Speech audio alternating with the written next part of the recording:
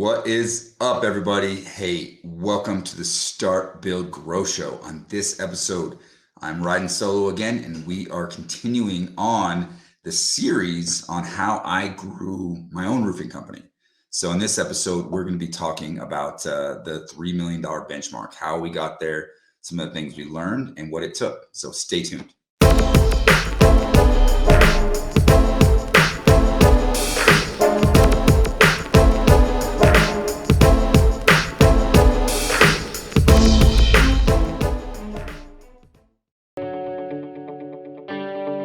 JobNimbus is a fully customizable back office solution. Track leads, jobs, tasks from one easy-to-use software. And with the largest ecosystem of integrated partners, if we don't do it, we have a friend who does. Learn how the #1 back office system in roofing Can help you be efficient, be organized, be professional, and be profitable. Are you looking to stand out with your proposal? Sumo Quote is the contractor quote that crushes the competition. It is the fastest way to build custom quotes that impresses clients and wins more work. It's one of those must-have technologies for roofing contractors, allowing them to sell faster, sell more, and sell smarter. Be sure to check them out at try.sumoquote.com/start-build-grow. All right, welcome to another solo podcast. I'm walking you through my own journey on how I started, how I built, and how I grew my own roofing company. And as you know, the Start, Build, Grow show, that's what it's all about. It's how to get started, how to build, and how to grow roofing companies, construction companies, any business, really. There's a lot of business strategies that you can learn from listening to the show. So I'm grateful that you're here. Thank you for tuning in. Thank you for listening. And as always, if you ever, if there's something you want to press into or learn more about, or something you want to kind of talk to me about, I'm available. You can go to roofingacademy.com to book a call with me, or hit me up on the social medias. So kind of picking up where we left off on the last episode, we went through the first $1 million. Okay. The first episode, we started with the startup, like what it took. I shared my story of how we actually got the business started, how I got funded. In the second episode, we talked about how we're able to get to the first $1 million in sales and some of the challenges that came in that first year. And this episode, we're kind of picking up from there, and we're going up into how we got to the $3 million mark. And we were able to get not only $1 million, but actually almost $1.5 million in our first full year of business. And the way we got there was a lot of grit, a lot of hustle, a lot of determination, and a little bit of luck and a little bit of blessings. And we were able to kind of have a pretty good start to our career, right? So by this time, and this is actually, if I'm filling you in a timeline here, this is actually the start of our second full year. So we started halfway through the year, did about $500,000. The very next year, we were able to do 1.4 million. So where this story picks up is that very next year, after hitting that 1.4 million in our first year. So this is actually our second full year in business. And I still, at this point, really didn't know 100% what I was doing. We were hustling. We were just trying to make things happen. I brought on a business partner, and I shared a little bit about that. And that was an incredible, for me, that was a huge move. One of the best moves we made was bringing on a business partner that was really good in some of the areas that I'm not. And I think, as I start this part of the story, I think it's important because this comes up quite a bit, to have a partner or not to have a partner. And I've heard so many horror stories and really difficult business outcomes with business partners, but I've also seen some very awesome success stories. And my story is one of those. And I've been blessed to have an amazing partner. But here's some of the takeaways there. If you're going to have a business partner, I think it's really important that you don't just partner with somebody because it seemed like a good idea at the time, right? It's, we're having some beers, let's start a roofing company. Maybe it's your buddy or somebody and you get along really well because you're the same type of person. You maybe have the same interests and those sort of things, but that doesn't always translate into business. And what I learned, and this is something I've learned, not intentionally. I can't take credit for actually being intentional in doing this because I got lucky. I'll admit it. I got lucky because I did bring a buddy of mine that I've known for many, many years. So the trust factor was already there. That's vitally important. You've got to partner with somebody that you absolutely trust. This is a marriage. It's actually more than, you're going to probably spend more time at work than you do at home with your home life. So if you're going to partner with somebody, treat it like a marriage. Okay. You want to court first, date first, like get to know them, make sure that you work really well before you engage in that quote unquote business marriage. And in our case, we did that. We worked for a few years and we're able to, we're able to grow and get more and more, shares and became, equal partners in the business. And the biggest takeaway there is we're very different people. Yes, we have a lot of the same interests. We like to do some of the same activities. We golf and snowboard and have a lot of fun together, but our mindset and the way we work and the way we operate is very different. And I believe that that is one of the keys to success in our business.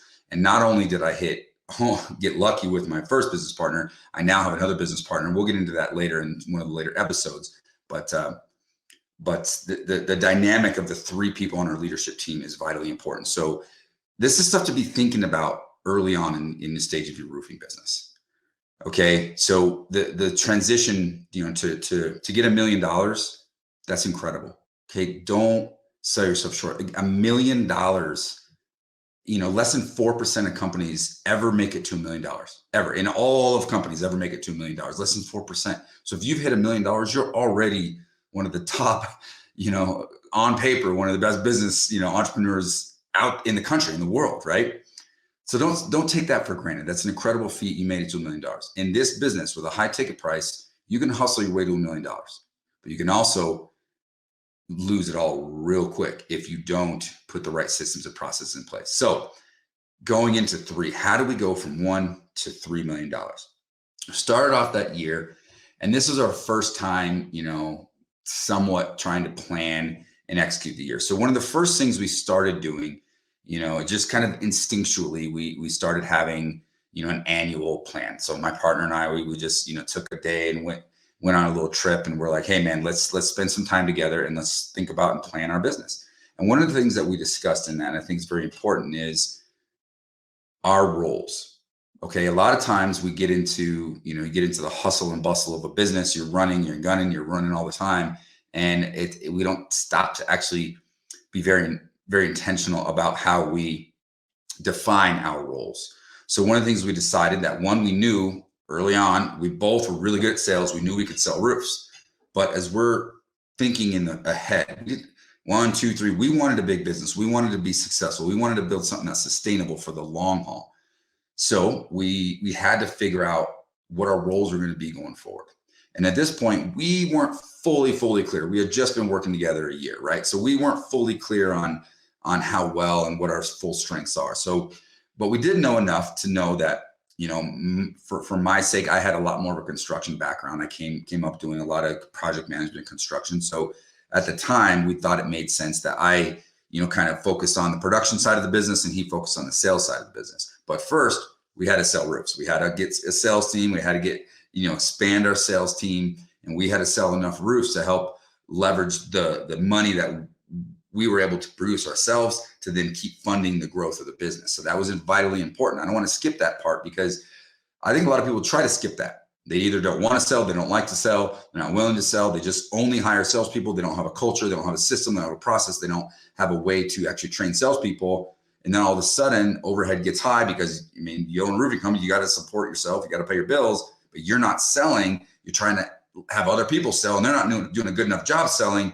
See where this is going? It can cause failure. So we knew that our baseline was we always had to produce enough revenue and sell enough on our own in order to provide and pay for the growth of the business. But looking ahead, the plan was for him to stay selling for a little while longer, for as long as it took so he can build a sales team to then eventually become a sales manager and step out of doing the sales. And my path was I was going to sell just long enough in order to then be able to start working on the other side of the business, production side of the business, the back end of the business, and kind of the marketing and the growth and the strategy side of the business.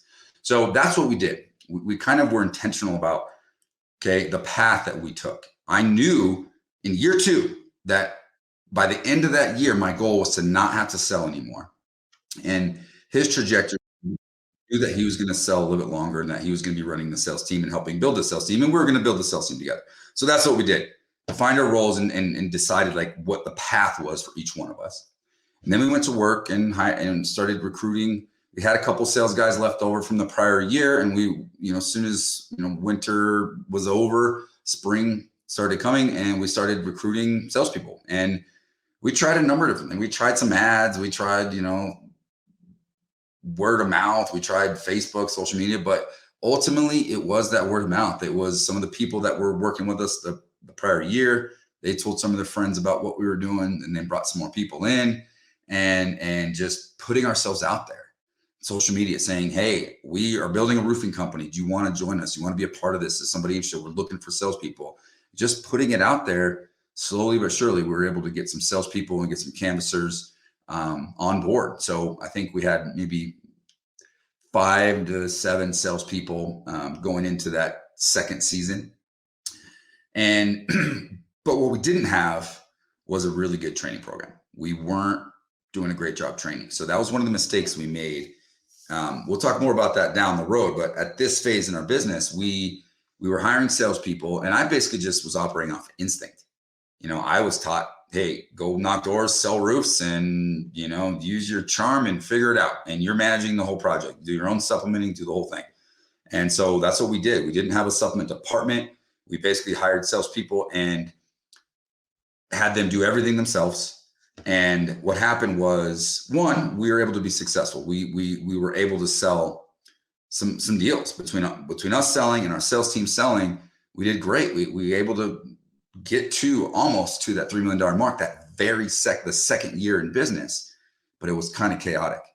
Okay. What the salespeople were doing and saying to our consumers, what they were selling, how they were handling their supplementing, how they were handling the insurance claims. We weren't doing retail at this time. I was just trying to do insurance claims because that's all I knew at the time. So ultimately the margin was all over the place. Okay, so we were able to do quite a bit of volume. We doubled our revenue, but when we started looking at the numbers of the jobs and the way we were going about doing it, we weren't controlling anything. We didn't have a system in place to really monitor all this stuff. So some people were good at supplementing and they had better margins. Some people just sold the deal and didn't do hardly any supplementing and they would just turn the job in and we weren't tracking the margin very well. And by the end of it, the margin on a lot of jobs, it was very, very inconsistent. So that was one of the challenges. And I would employ you if you're in this phase in your business, like if you're just getting started, you're just trying to kind of push the envelope a little bit, you need to have systems and processes. Obviously, that's why we exist. The Roofing Academy is here to help you with this process. We have an amazing sales program that we've built that we help implement into businesses. But at this time in our business, we're kind of winging it. One thing we did start doing though was sales meetings. So we started doing sales meetings and I just kind of was working off instincts, trying to manage a sales team and run sales meetings. We started doing them every couple of weeks and then eventually weekly. And then we'd go out and do neighborhood blitzes and work together to try to get as many deals as we can. And that worked. That was the start of it. So if you're not doing meetings, at least start there. Start with meetings, start having a little bit of organized structure with your sales team. Next, we started selling. We started selling. So what happens next is you got to start producing that stuff. So I had my admin. I talked about that. My mom was helping me. She was running the office, and we had just brought on my sister, who was just kind of an assistant, helping answer phones and file papers. So, we had another guy come into the business at this point in time that I had known previously, and he was new roofing. He could do service, he can do repairs, and he knew roofing. He's been in roofing a long time. So I just was like, all right, well, me and you together, we're going to run production. So I took on the role of production manager and it was okay. Like I wasn't great. I knew construction, right? I can go out in the field and I can solve problems and run construction, but I wasn't super organized and I wasn't really consistent at every day following a cadence and following a structure. That's just not how I'm wired. So it was a little bit difficult. It was kind of chaotic. And our production, quote unquote, production manager, co-manager at the time, he was kind of running all over the place, trying to just produce jobs. And he was kind of a resident expert. And again, keep in mind, we also had a service technician. we hired a service technician that first year in business. So we had one guy that can go out and do repairs, that can, do quality control. And that's one thing also that we did this year was we implemented quality control. Okay. I figured, from my construction background and building homes and those sort of things, I knew that obviously if we're a new company, our brand wasn't out there, that we had to do high quality projects. So that was really important. And I really pressed into that. Like I made it a major point in the business to do quality. So we created a quality control program where our service technician would go out and inspect jobs. We created a checklist. So he would, make sure that our crews were doing a good job on the back end. And we would do whatever we could to try to fix anything or adjust anything before the inspection happened. Because in our market, we have to do inspections on every single roof. So we're able to implement quality control. So that was key. Started a sales process, hiring some sales team, doing a little bit of meetings and trying to, build a little team and build a community, was starting to build a production department. We had implemented quality control and that was kind of the makings. And we thought, hey, we're flying off instinct here and we're doing pretty good. We're making it happen. And one of the things I also did, and I mentioned in the last episode as well, was that, we joined a networking group. So that was huge. That started to build some momentum. We started to get some business off that. Lo and behold, we had a little hailstorm that year, not a massive one. And we weren't even prepared to be able to handle any sort of massive. We had enough of a hailstorm to where we can go knock some doors and scrape some deals out. Another thing that I did was, I started, kind of instinctually. I've always been, one of the things I learned in college, actually, I went to business school. One of the things I learned was if you want to, be successful, learn from those who are successful. Find people better than you and learn from those who are successful. So, I started getting emails and invites from different manufacturers on different trainings and then events and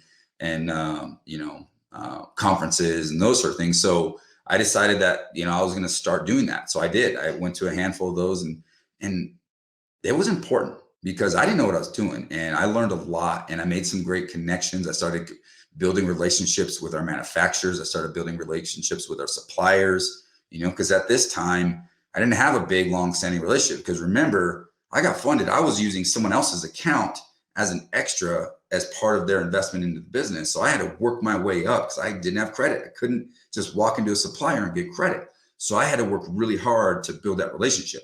And this is another piece of advice that I got that I would give to anybody who's in that situation or really trying to, work their way up, to build their relationship with the suppliers. Walk your checks in.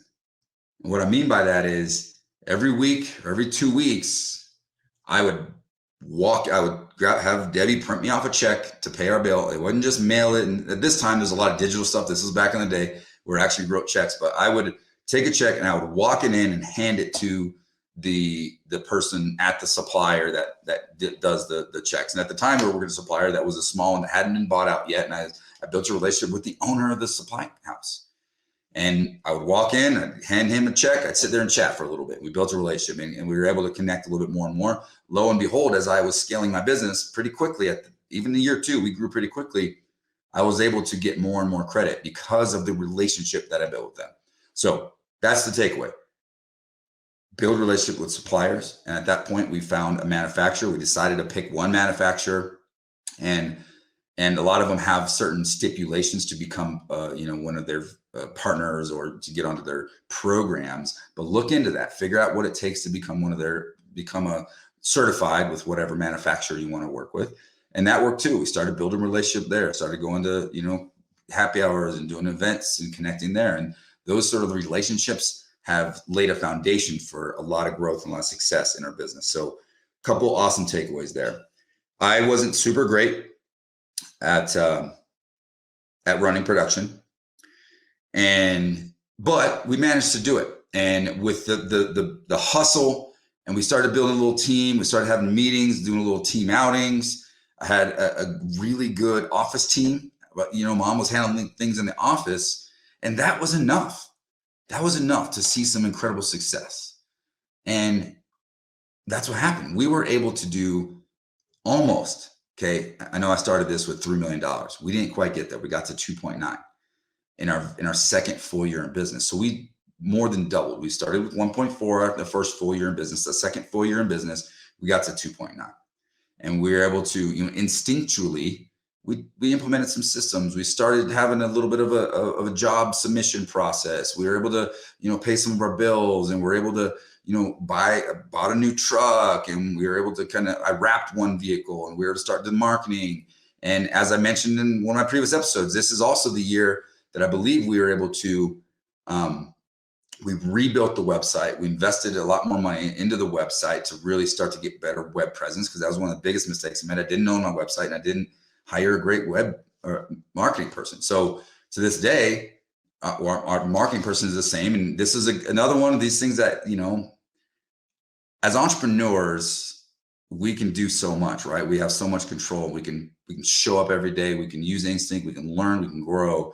But I believe there's other elements out there that we can't control. And for me, I believe that, God taught me a lot of lessons because he was teaching me how to be the best entrepreneur I could be. But he also provided some amazing things. And one of the things that he provided was a pretty cool marketing situation where my business partner at the time had just started, just kind of was dating and kind of and had eventually obviously married his wife, who became our biggest marketing support. And she became our marketing department, and she started her own business, and now she markets and helps a lot of contractors all across the country. So she works with a number of our members as well. So that was just a cool thing that happened too. So we kind of, again, got lucky there, and, we're blessed to have a good marketing person. And so she kind of started, this is the year this process started, right? It was towards the end of the year, this process started, and we're able to kind of start rebuilding the website and kind of really thinking, okay, let's try to convert from having to knock doors and having to use relationships and or having to use networking groups and door knocking to try to generate our business. Let's start to find a way to start get some more incoming leads. And we figured that if we can, really position ourselves online, that would help us to do that. So we started that process knowing that it was going to be a long drawn out process. But by the end of year 2, we were feeling pretty good. We had doubled our business. We're 2 years in, $3 million, almost $3 million, feeling pretty good. So we went into that third year, and but this story doesn't end there, because 1, we didn't quite hit $3 million. And 2, there's some amazing lessons that came in year 3. So year 3, we just got to 2.9. Next year we were, we were confident. Me and my partner, and me specifically, was confident. I thought I had the Midas touch. Like, I started this business and I built a $3 million business in 2 years. Let's go. I feel good about it. So going into the next year, we decided that, hey, in my background, mind you, go back to episode 1, I talked about how I used to travel and do a little storm chasing, and we would go chase storms. So, we made the decision that if the opportunity arose, and we would try to maybe expand. We knew what we were doing. We had it all figured out. We were going to expand. We were going to find another location, go chase a storm, so we can open a second location in year 3. We try to be aggressive with it.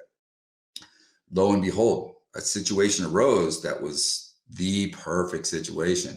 Okay, I was born in a little town called Clovis, New Mexico, and it just so happens that my family down there, and I was only there for a few months, and my mom moved to the Denver, Colorado area, in the Denver area. So I've been here my whole life, but I had family down there. So I've always had connected. I've always gone back. My dad lived down there. I had, my grandparents, my uncle. And at the time, my uncle, my grandfather they had a paintless dent repair business. So they were doing hail damage repair down there. And it just so happened that half the town, it's a smaller town, but half the town got hit with a pretty good sized hailstorm. So we, as confident as we were, we're like, that's it. That's, God says, let's go. That was our sign. So we decided that we're going to expand our business.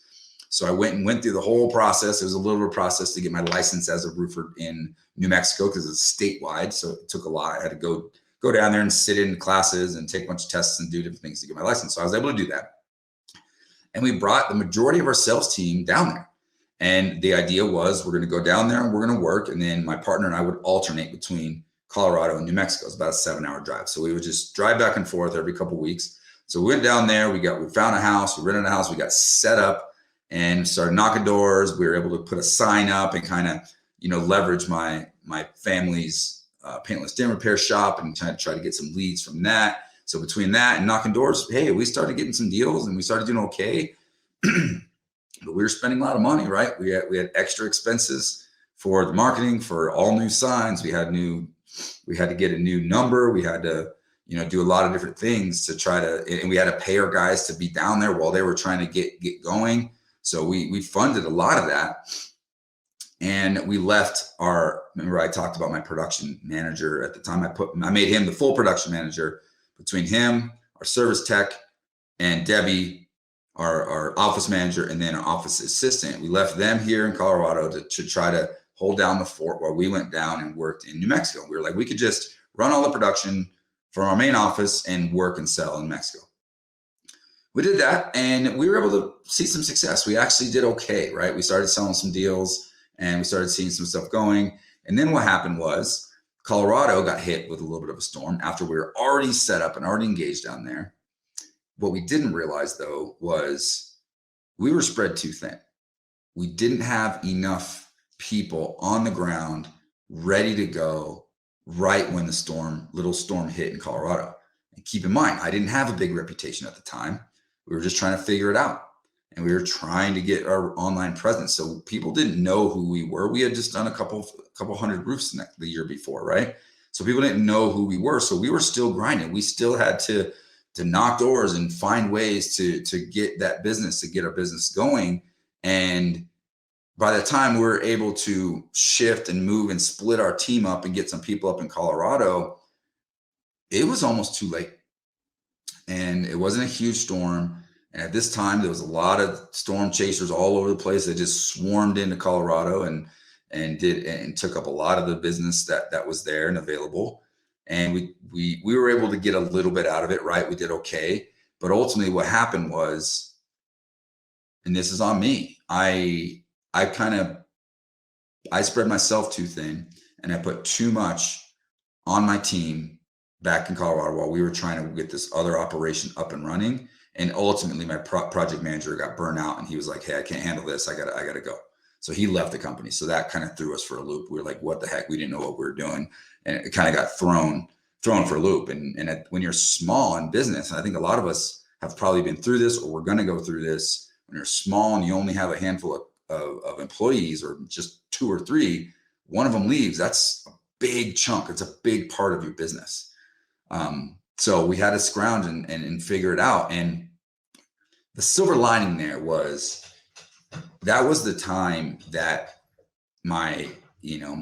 our admin at the time, my sister was there and my mom was there and she said, let me help and give me the opportunity. And I think that's when she first started kind of just helping coordinate things and helping coordinate production and coordinate deliveries and materials. And she really just dove in and kind of picked the ball up when the other production manager left. And that was the start of something really special because I wouldn't have known like her capacity and abilities. And I was kind of wired in a way that, I came up in construction. I was out in the field all the time, managing production, managing projects from my truck.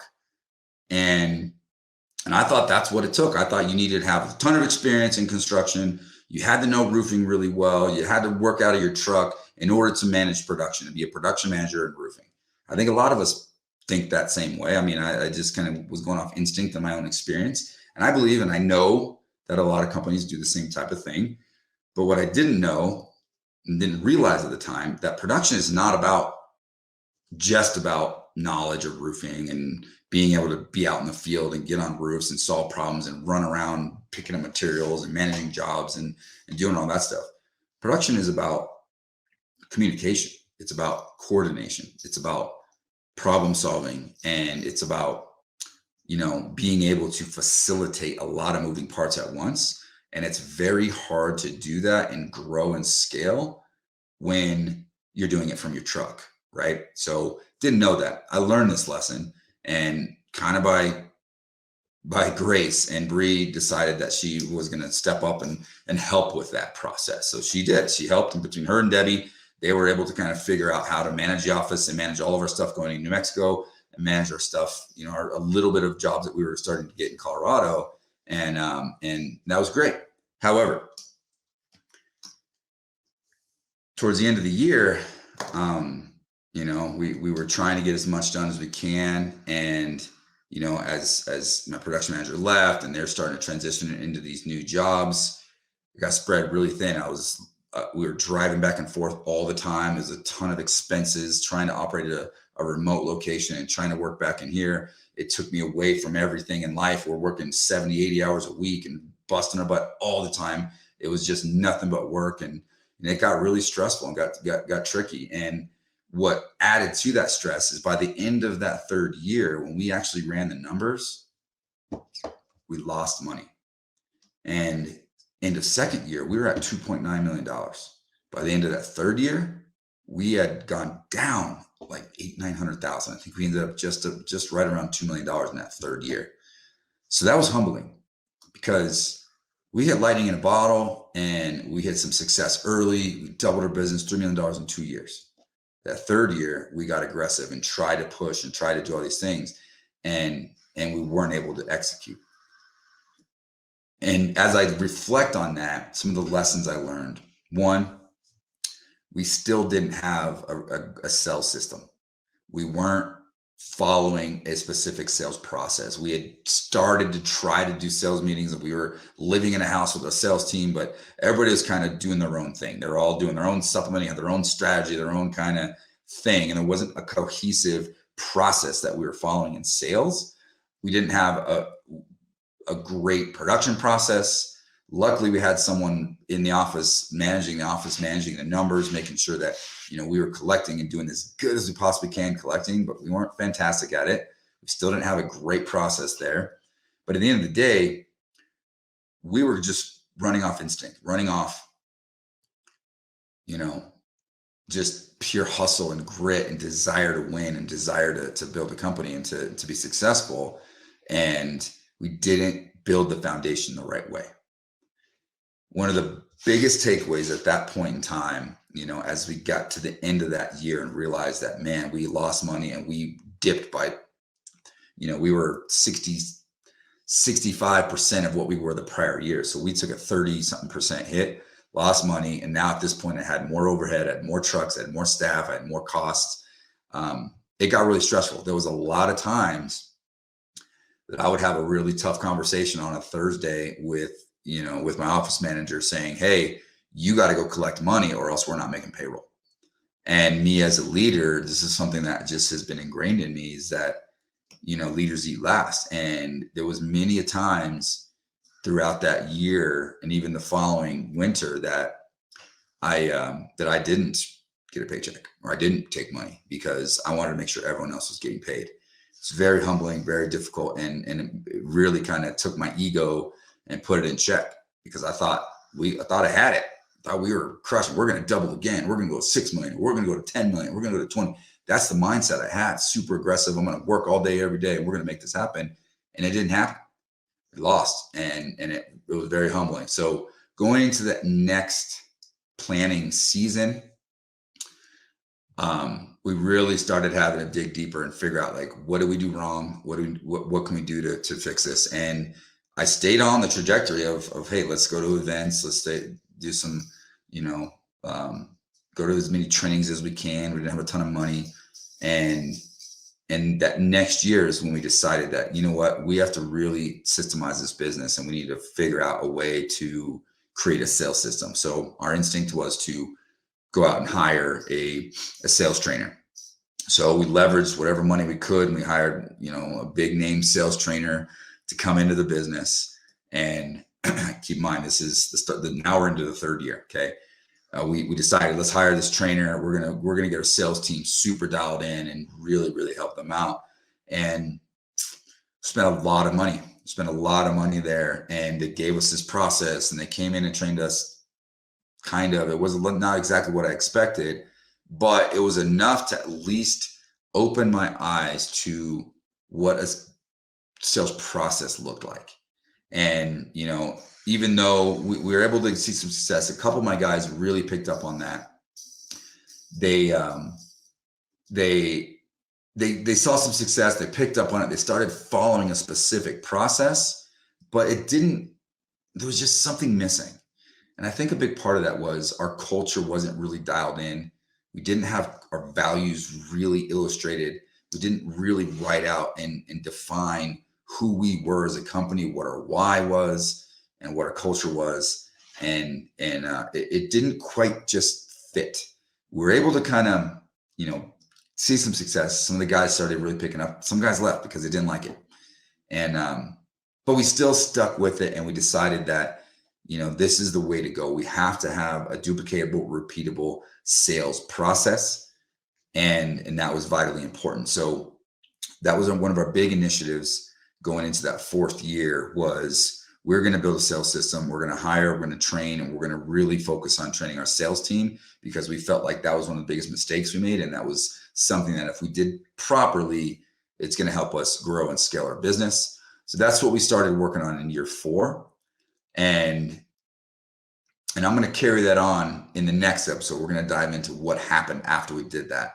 But as I start to kind of wrap this up, a couple key takeaways for you here is defining roles, vitally important. We were starting to build our leadership team out. We were starting to define who's doing what and kind of create a little bit of a cadence as to, a little bit of separation of, I was in charge of the production side, and then I had a couple people. My mom was in charge of the back office and all the cash flow, AR, AP, and billing and invoicing, and then Cody was in charge of sales and managing the sales team. We all helped each other, but this was the foundation of being able to do that.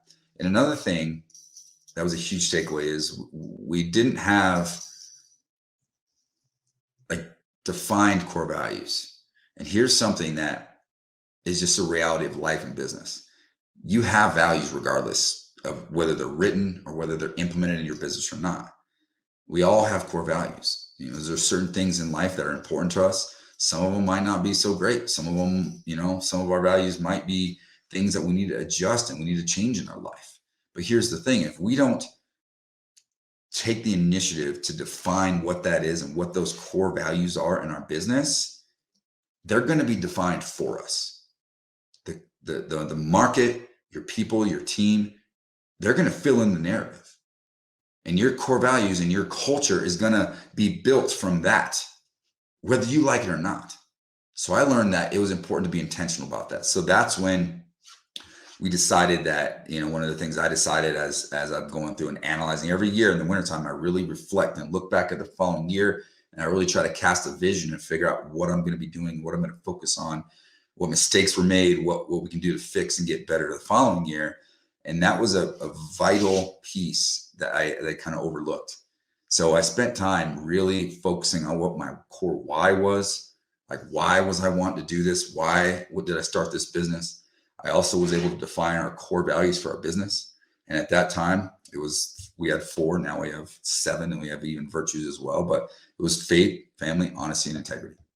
One of the things that my mom told me when we first started the business, and she was going to come on, give up her whole life to come work and help in our office, she said, if I'm going to come work with you, you have to always put your faith, put God first in everything you do.